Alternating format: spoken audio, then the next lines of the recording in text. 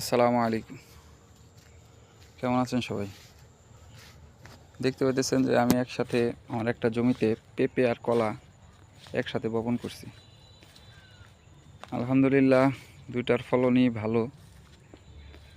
পেঁপে আজকে ছিঁড়ছি, তারপরে কিছু পেঁপে আছে। তো আপনারা যারা চান যে পেঁপে আর কলা একসাথে বপন করবেন, তারা বপন করতে পারেন। এই যে আমার কলায় কাঁধি চলে আসছে, এটা হলো সাগর কলা, রঙিন সাগর। সবগুলা জিনিসই ভালো, কলা গাছও ভালো আর পেঁপেও আলহামদুলিল্লাহ ফলন অনেক ভালো। পেঁপের জাতটা হলো আমাদের সিঙ্গারের শাহী পেঁপে, স্থানীয় জাত। অনেক বড় বড় হয়, একটা পেঁপে প্রায় 2-3 কেজি 4 কেজি পর্যন্ত হয়। এই যেখানে দেখতে পাচ্ছেন আরেকটা কাঁধি। তো আপনারা যদি এরকমভাবে চাষ করতে পারেন বা চাষ করতে চান, তাহলে আপনারা যেটা করবেন, আপনারা এই সময়টায় কার্তিক মাসে আপনারা পেঁপের চারা লাগাবেন।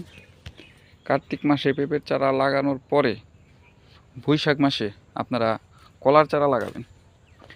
তো আপনারা দেখতে পারবেন কলার চারা বড় হইতে হইতে পেঁপে আপনার ফুল ফল চলে আসবে, বিক্রি করতে পারবেন।